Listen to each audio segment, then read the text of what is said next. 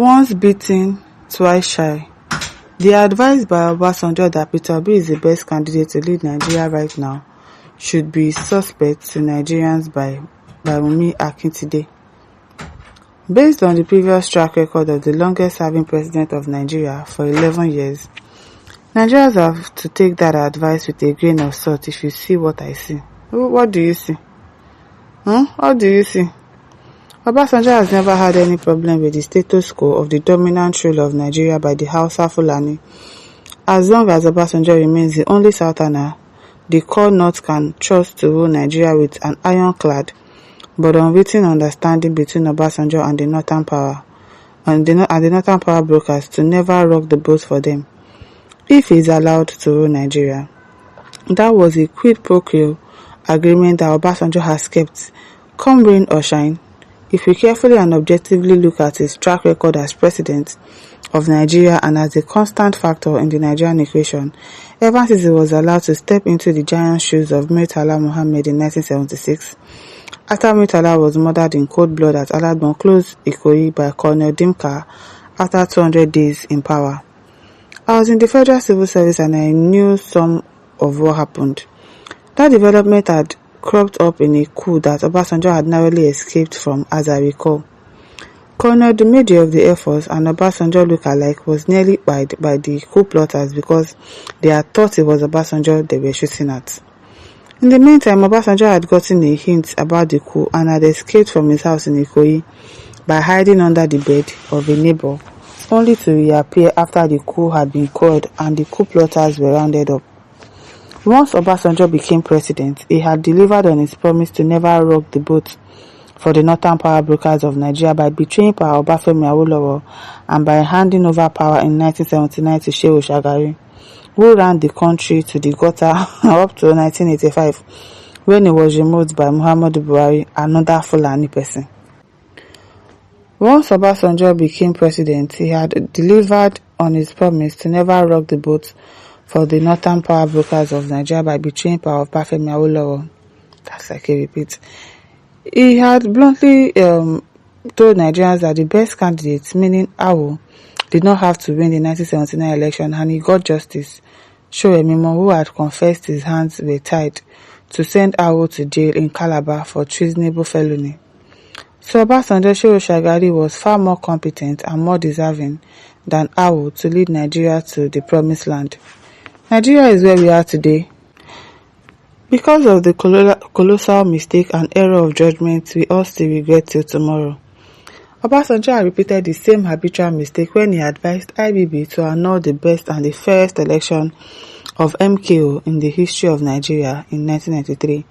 I can tell you that Obasanjo has become, on balance, part of the Nigerian problem and no longer part of the solution. A lot of people have been saying that. Obasanjo had repeated the same mistake when he imposed Sik Umaru Yar'Adua on Nigeria as far better than Duke or Peter Odili to lead Nigeria based on Yar'Adua's ethnicity and nothing else. Wow. The same Obasanjo has single-handedly chosen Goodluck Jonathan to be Yar'Adua's running mate. Obasanjo has misled all the governors of the Southwest to vote for him in 2003 and he would make sure that they all retained their governorships after he was elected president. He sure got elected in 2003, but he did not keep his promise to all of the AD governors, and they all lost their seats to Obasanjo's party in that election. The only one of them that survived Obasanjo's rollover deception was Bola Ahmed Tinubu, Omo Iyaje Abibatu Mogaji Tinubu, the Iyaloja of Lagos.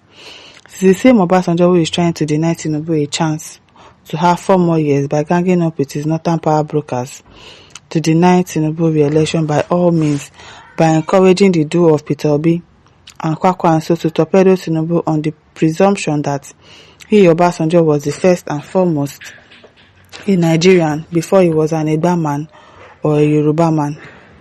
Obasanjo could care less about some of the few milestone achievements of Tinubu to forever change the trajectory of Nigeria. Before he was an Egba man or a Yoruba man, Obasanjo could care less about some of the few milestone achievements of Tinubu to forever change the trajectory of Nigeria and to turn around Nigeria if some of his initiatives, his renewed hope agenda, turn out to be successful? Well, it's almost 4 years and nothing is successful.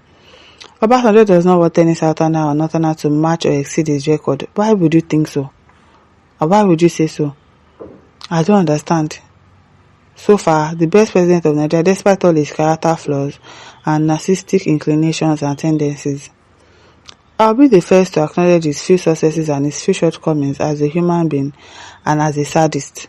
Obasanjo has always wanted to prove to Nigeria he is the greatest nationalist, greater than Sardauna Bello, greater than Nnamdi Azikiwe, and greater than Obafemi Awolowo, and therefore has become the father of modern Nigeria in his own mindset, who should have the final say on what goes on in Nigeria and where the country is headed. Yes, Obasanjo has done a few good things that are worthy of praise and emulation, like his presidential library and his place in the committee of former presidents around the world, but he's a very selfish and self-centered human being, and he is vendetta-driven and corrupt to have allowed bribery and corruption to thrive under his administration.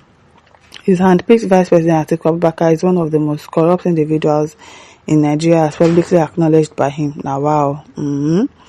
Okay, now, he is rooting for Tinubu to fail, but Obasanjo, is going to fail this time around and lose again to Bola Ahmed Tinubu. The proverbial Adoto Dorikodo don't wo iṣẹ́ ẹyẹ lóko. If you get my point, you don't get your point though. I don't get your point because I don't know what Obasanjo has done to you.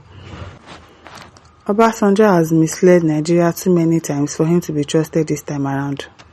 In what sense? Obasanjo had tried to betray Rasheed Adewale Ladoja when he colluded with Pa Ari-Ibi Adedibu, the strongest man of Ibadan politics, to remove Ladoja as Oyo State Governor and to replace him with Alawa Akala of Ogbomosho. It's Obasanjo that did all of these things. But the same Ladoja had beaten Obasanjo in court to reclaim his governorship and has ultimately beaten Obasanjo and Adedibu. I predict the same thing is going to happen when Tinubu wins again in 2027 by another miracle in a possible landslide. Landslide. Miracle. Who is this person? The support Obasanjo is giving to Bitobi right now is going to end in the same fiasco, I dare predict. I'm neither a prophet Marcus Tibetan or a pastor Tunde Bakare who prophesied that God had told him that he was going to be the 16th president of Nigeria but had to walk away from the Abuja primary of the APC with his tail tucked between his legs when he woefully lost to the Jagaban of Bogo and Emilokon Asiwaju of Lagos, who is today the plenipotentiary president of Nigeria and the first authentic president. Which first authentic president of Nigeria to emerge from the SARS by the special grace of God? You rest your case, Dr. Akintunde. Dr. Akintunde, you don't know what you are saying now. You don't know what you are saying. Authentic. Be whining yourself there. I beg my listeners, don't forget to like, to share, to subscribe. Thank you for listening. See you some other time. Bye.